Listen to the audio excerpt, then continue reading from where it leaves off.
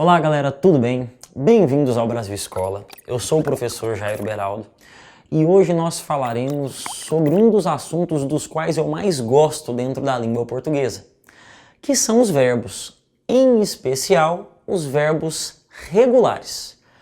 Antes, como já é de praxe, deixe seu like, clique no sininho das notificações e, caso ainda não tenha feito, se inscreva no nosso canal. Comecemos o nosso trabalho.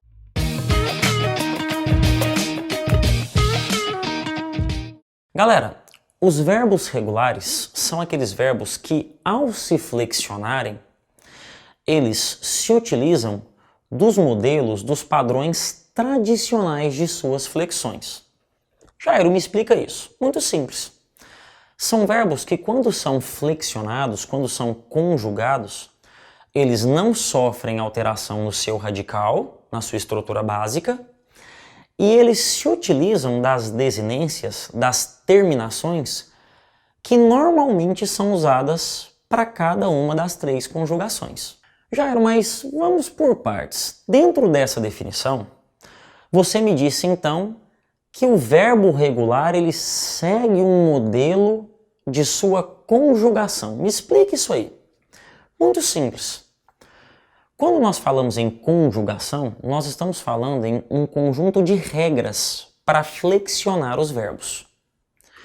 Nós temos três conjugações, nós temos três modelos, três conjuntos de regras. Nós temos uma primeira conjugação, que seriam as regras adotadas para flexionar os verbos terminados em ar, como é o caso de cantar. Nós temos uma segunda conjugação, que seria um conjunto de regras usado para poder flexionar os verbos terminados em é o caso de comer. E nós temos uma terceira conjugação, que será um conjunto de regras adotado para que se possa flexionar os verbos terminados em ir, como é o caso de partir. Ah, Jairo, lembrei disso, né? Terminação ar, primeira conjugação, segunda conjugação, ir, terceira conjugação. Mas lembrei-me agora de um detalhe. E os verbos terminados em or?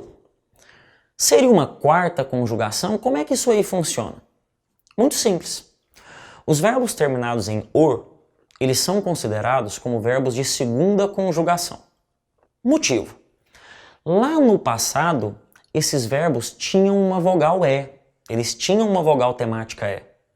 O verbo por era poer. O verbo propor era propoer. Então eles eram verbos de segunda conjugação, eram verbos terminados em E. Com o tempo, esse E deixou de ser usado. E esses verbos continuaram a ser classificados como sendo verbos de segunda conjugação. Por que nós falaremos pouco deles na nossa aula de hoje? Porque eles são verbos irregulares. Eles são de segunda conjugação, mas eles não seguem as regras da segunda conjugação. Eles são flexionados de forma diferente. Sabendo o que é conjugação, vamos agora ao que nos interessa. Vamos tentar visualizar esses modelos, esses padrões de flexão. Para isso, galera, nós utilizaremos o presente do indicativo como exemplo. Note que existe um modelo de flexão para verbos no presente do indicativo para a primeira, segunda e terceira conjugação. Por exemplo, se nós pegamos o verbo cantar, primeira conjugação. Eu canto, tu cantas, ele canta, nós cantamos, vós cantais, eles cantam. Se nós pegamos para a segunda conjugação, o verbo beber. Eu bebo, tu bebes, ele bebe, nós bebemos, vós bebeis, eles bebem.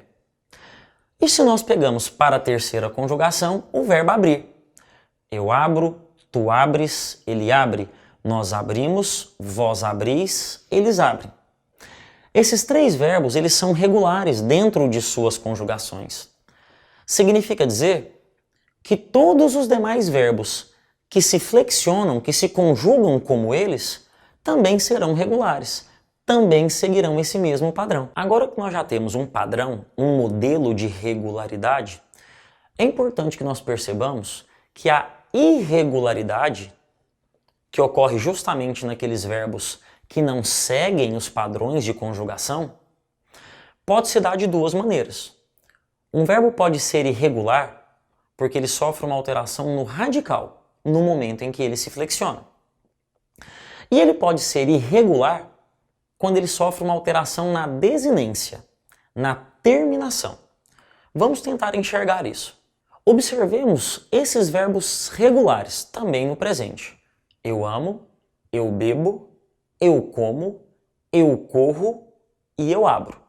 Todos eles são regulares. Compare com os verbos que são irregulares pela mudança no radical. Eu faço, eu caibo, eu valho e eu durmo.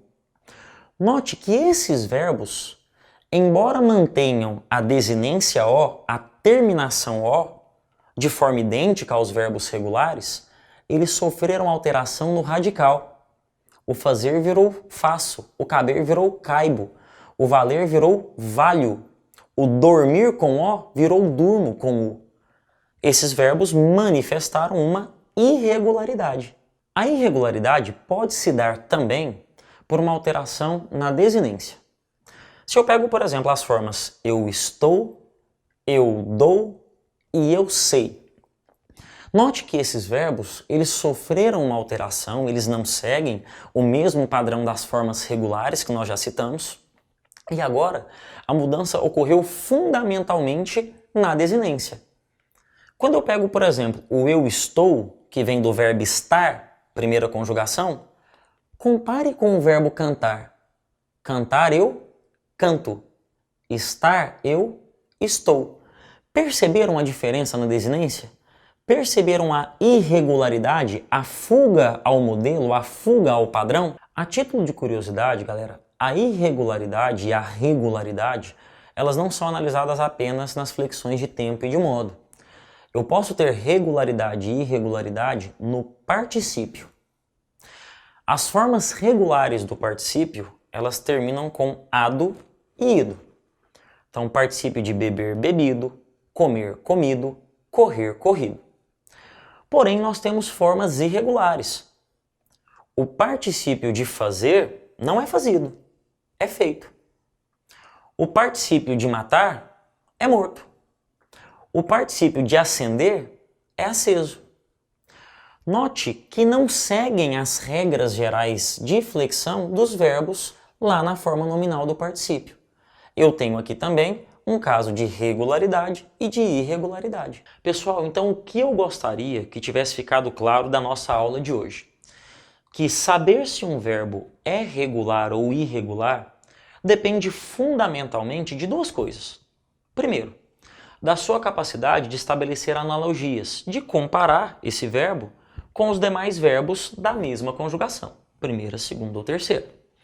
E segundo, depende fundamentalmente de você dominar o processo de formação dos tempos e modos verbais. Saber como flexionar cada verbo de cada conjugação em seu respectivo tempo e modo. E nós faremos isso nas nossas próximas aulas. Então já temos um encontro marcado. Processo de formação dos tempos e modos verbais. Galera, espero que tenham gostado da aula de hoje. Por favor, deixem seus comentários, deixem suas dúvidas, deem uma olhada nos links da descrição. Siga-nos em nossas redes sociais e te lembro que já temos um encontro marcado. Temos muita coisa ainda para falar juntos sobre os verbos. Beleza? Até a próxima!